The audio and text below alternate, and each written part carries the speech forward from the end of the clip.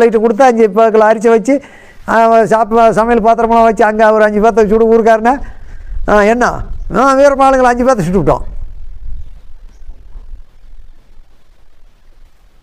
வீரப்பாளுங்களை நீ கூட இருந்த ஆளுங்களை இப்போ மாரியப்பனை சேத்துக்குழி கோயந்த மொண்டாட்டிய இவங்களை இது பண்ணது ரைட்டு. சுண்டாவல்லைன்னு அது பண்ணீங்க.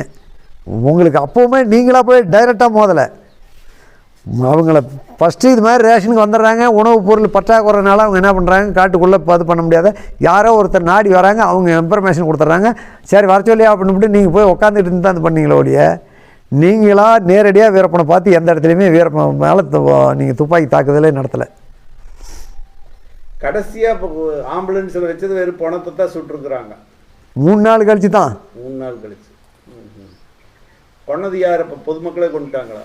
பொதுமக்கள் கொண்டு இதில் கொடுத்துட்டாங்க, போலீஸில் கொடுத்துட்டாங்க. பணம் கொடுப்பாங்கன்னு கொண்டு